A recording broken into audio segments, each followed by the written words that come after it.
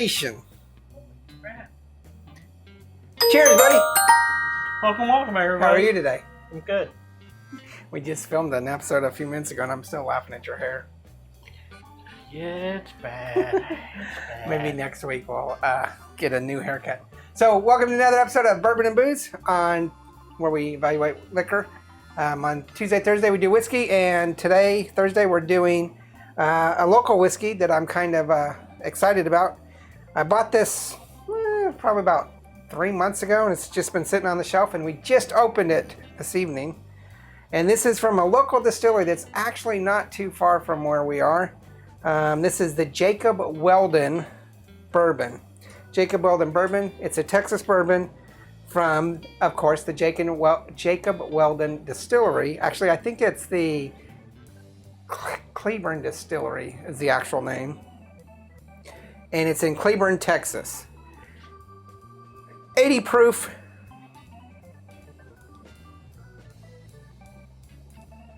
Proof. I always thought it was a Cleaver. 80 proof. 80 proof. See, then he's going to ask me like 5 minutes from now. What proof was it? No, I wrote it down. 80 proof, no age statement. Comes in at a whopping $24.99. So that's another bottle that is completely within the range of the common man. That's because most the craft distilleries are like $50. Yeah, that's the way it used to be. It's starting to change. It's starting to come down in price. Which is odd because, you know, with import taxes and all sorts of stuff, for foreign imports, you thought that whiskey would go up. I think there was a national tax that was also instituted. So the speculation was everything was going up. But you're finding more and more craft whiskeys dropping in price. I don't know if that's the case anymore because I haven't bought a tremendous amount of whiskeys during this pandemic. But Cody's laughing. Shush. A lot doesn't mean like cases and cases and cases. Yeah, a lot is subjective, okay? A lot to me compared to what I normally get. To an actual liquor store. All right, they're giving me crap. He's got a truck backing up here. Beep, beep, beep. I got an unloader. All right, so the Jacob Weldon out of Cleburne, Texas. Oh, brown sugar. You're supposed to write that down. Total brown sugar.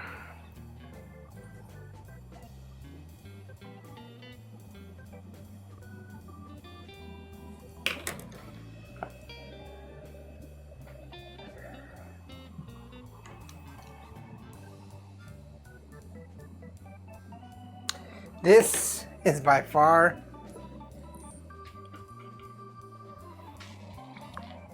one of the most interesting whiskeys I've had.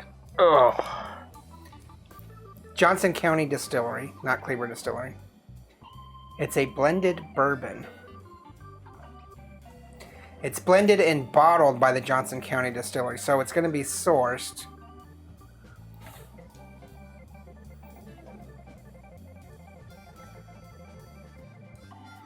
I'm at a quandary right now.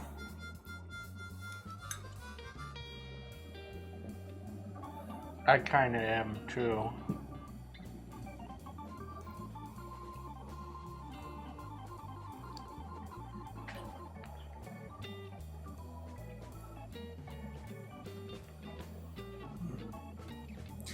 It's got an overriding issue to me. All right, so the Jacob Weldon from Johnson County Distilleries in Cleburne, Texas, comes in at $24.99. That's going to place it as a 3-barrel on the rating. Is 80 proof. For aroma, I'm giving it a 3. As you said, that very strong brown sugar. I'm getting maple, brown sugar, vanilla. Reminds me of breakfast, eggs and bacon, pancakes. And the thing is, I gave it a 3, but I was also like thinking like, it could be a 4 because if this is what they were going for, they did it. I don't know if this is what they wanted to do. But it's like, yeah, and this is kind of an old joke on the show that we haven't used. put it on your pancakes, this is the kind of... It's like... Here's the difference I'm getting, though. So for like Sordelay, which is a maple whiskey from Canada, that is a really mapley whiskey. It's kind of thick. And it seems like it would be good on pancakes.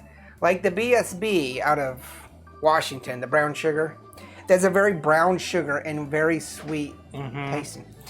To me, the more and more I taste this, the more I'm thinking of maple bacon.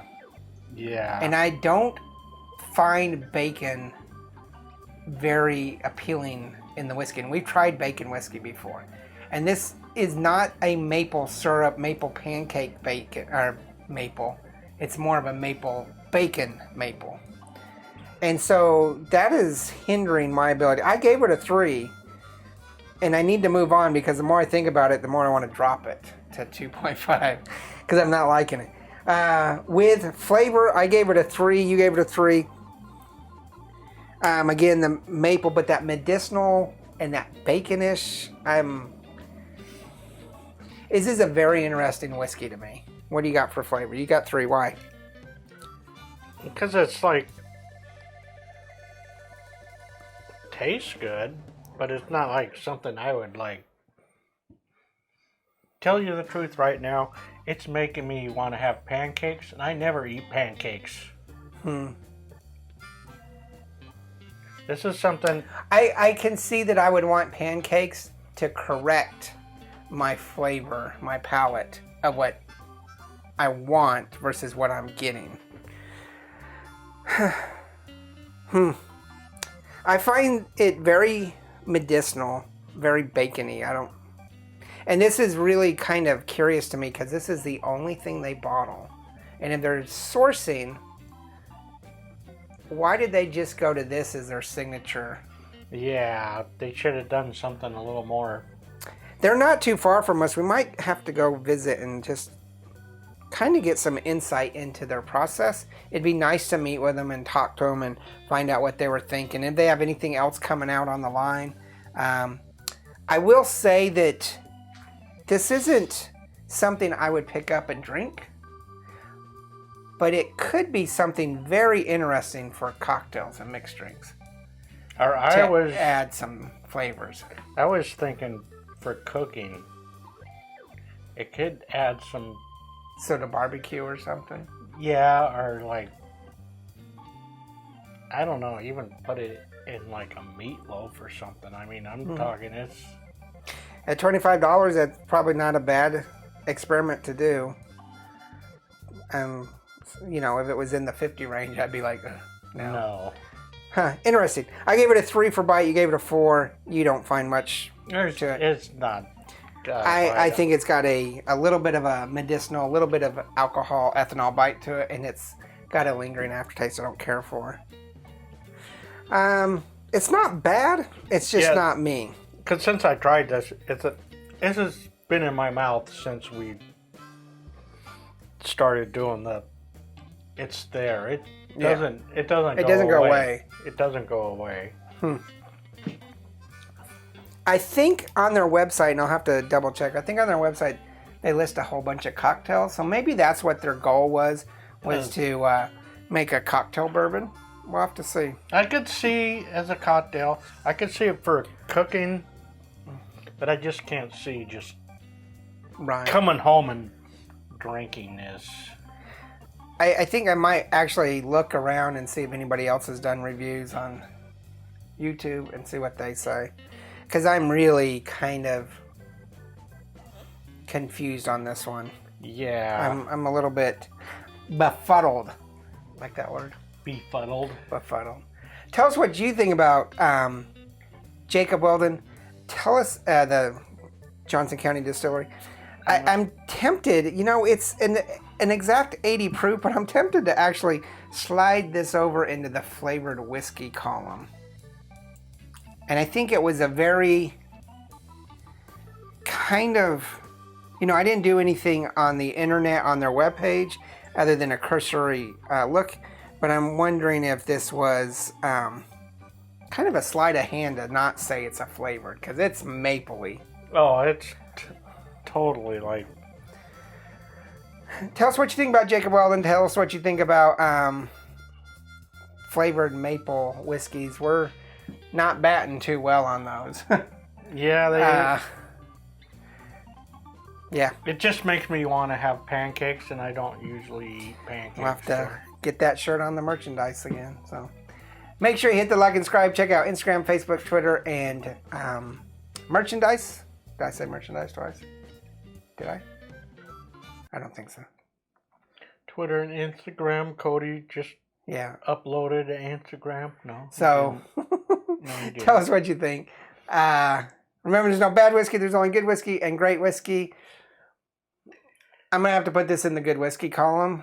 'Cause It's interesting. It's very interesting. Please give it a try. Tell us what you think. Yeah. Cheers.